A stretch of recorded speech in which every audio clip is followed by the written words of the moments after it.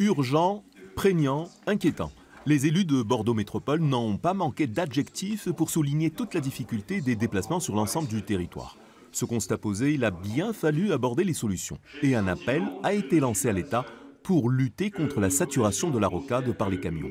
Et ce vieux serpent de mer du grand contournement de Bordeaux est ressorti. Je rappelle que c'est l'État qui est le propriétaire de la rocade et qui la gère. Et donc l'amélioration de la rocade dépend de l'État. Je rappelle aussi que s'il y a un jour, et je le souhaite de tout cœur, un contournement de Bordeaux, c'est l'État qui en sera le maître d'ouvrage.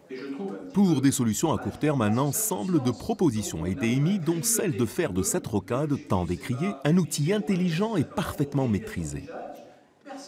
On a la technologie aujourd'hui pour travailler de façon intelligente.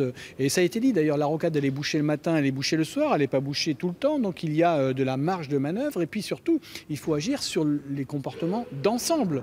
Les élus ont bien insisté sur la nécessité de renforcer l'outil ferroviaire sous-exploité aujourd'hui par la SNCF. Il faut donc inventer des solutions qui vont mettre en avant le ferroviaire léger, c'est-à-dire le tram-train, le train avec des trains express. Et on voit bien que de ce point de vue, on a deux problèmes. Nous-mêmes, on est parfois sur des chemins anciens. Et ensuite, la SNCF n'est pas une instance facilitatrice.